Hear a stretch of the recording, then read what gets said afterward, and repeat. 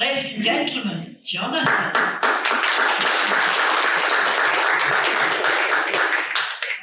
Well, I can't sing, and I can't dance, and I can't tell jokes, and I can't actually play music instruments. I don't actually know what I'm doing up here.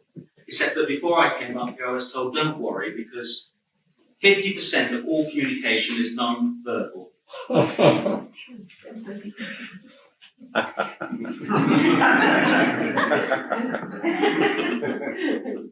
Never mind that. Anyway, actually, I almost did play a music instrument once because I saw this guitar advertised for sale in the shop windows, £5, no strings attached. Actually, it turned out to be a fiddle. But no, don't laugh, because it's my life's many cruel and callous and consistent blows that I've had to put up with over the years. You see, I put it down to my defiant childhood. My father was wicked. See, when I was a little boy, I didn't have any Christmas presents. See, at the age of 4, on Christmas Eve, my father went out to the garden, fired a starting pistol, and came back and told me that Santa Claus had committed suicide. Anyway, when I was a lot older, more sophisticated, more understanding of the ways of the world, I was about 7, I became streetwise, well, what I understood to be streetwise. I used to stop people in the street and I used to say, excuse me, do you know where Langley Road is? They'd say, no. I said, well, look, you go down there, second left, first on the right. When I was at secondary school, I was the head prefect. And my first girlfriend, she was 18 and she had skin like a peach. She wasn't beautiful. Have you ever seen an 18-year-old peach? Anyway, jobs. Terrible time of jobs. First job interview, had a awful situation. Had a big mahogany table with 4 people behind it, and they said to me, the first thing they said to me was, John, we invited you to this interview, but we have to tell you we think you're a bit young for the job. I said, don't worry about that. Since walking here, I've aged 10 years. My first job actually was writing for a comic called Jack and Jill. And there was a girl in the office called Jill. She used to pick up the phone and say, Jack and Jill comic, Jill speaking. And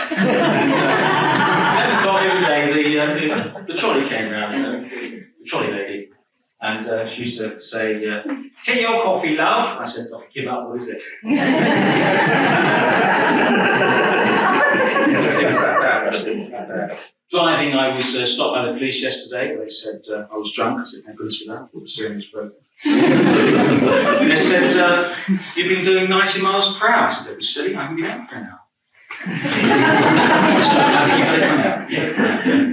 And blow into this bag. I said, what does that bag do? So this bag tells you whether you're drunk. So that's fine. I've got a bag that tells me that.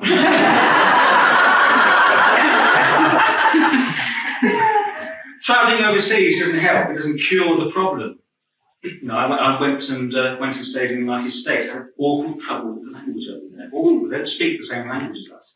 So I went over to write, because I was a journalist in those days. And I needed to have a rubber, you see.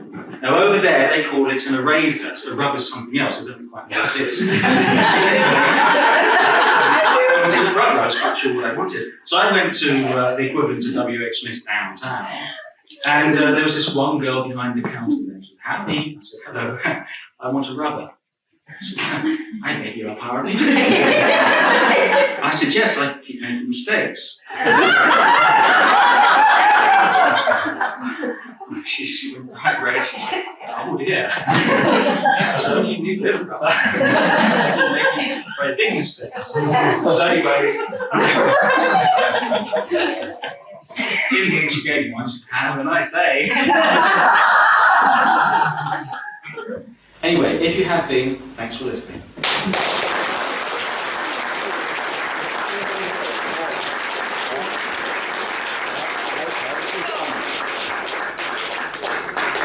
There's someone who says he doesn't tell jokes.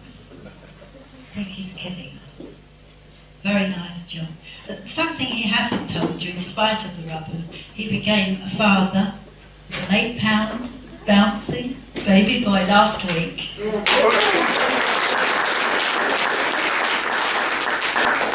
If his wife finds that, she'll kill him.